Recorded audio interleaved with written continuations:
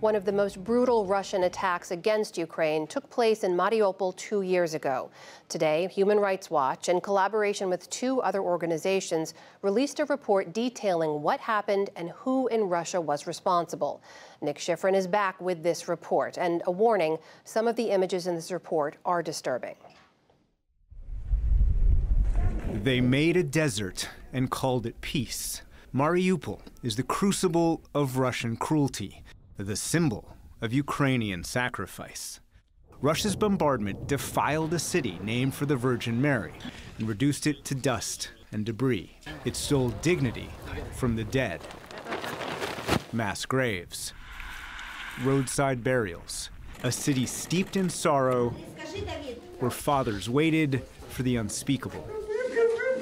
And the victims were the most vulnerable, killing even those who had never lived. This operation really stands out as one of the worst chapters of Russia's full-scale invasion of Ukraine so far. Ida Sawyers, the Crisis and Conflict Director at Human Rights Watch, and one of the lead authors on today's report in collaboration with visual investigations team Situ Research and the Ukrainian research group Truthhounds. This research was incredibly difficult given that the city is still under Russian occupation. So we had to rely on interviewing people once they were able to escape and then corroborate that with our photo, video, satellite imagery analysis.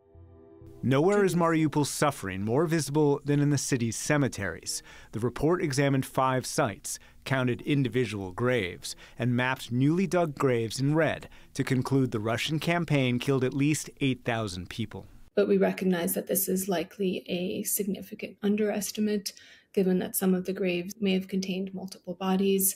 Some of those buried in makeshift graves may have never been transferred. The remains of others might be still in the rubble. The numbers that we came to are already horrifically high, but really just the minimum. In addition to satellite images, the report also documents the depth of Russia's destruction. 93% of all high-rises, in red, damaged in the city center.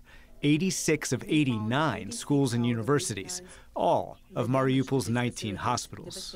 In these attacks, we did not find evidence of Ukrainian military presence or a very limited Ukrainian military presence that would not have justified these attacks on civilian targets. These attacks were apparently unlawful and may amount to war crimes. War crimes committed by 10 specific officials, starting with President Vladimir Putin, Defense Minister Sergei Shoigu, but also using social media posts, local obituaries, and award ceremonies. The report identifies military units that destroyed Mariupol. We are calling for these 10 individuals and potentially other commanders of the 17 units we've identified to be investigated and appropriately prosecuted. So we're left without gas, without water, without power, so we are absolutely isolated from civilization. No internet, no update, nothing.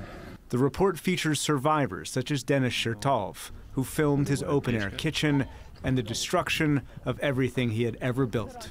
Look around, what is going on, what's happening with our Mariupol. He completely destroyed, completely gone.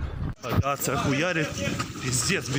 Mykola Purashev, who filmed his descent into the heart of darkness. He emerged to horror.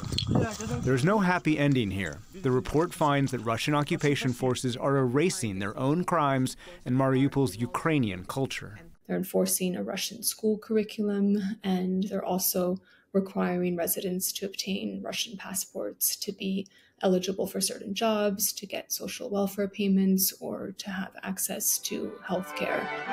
Today in Kyiv, Mariupol's chamber orchestra played at the report launch. The authors hope they help find justice and ensure that what's been lost is not forgotten. For the PBS NewsHour, I'm Nick Schifrin.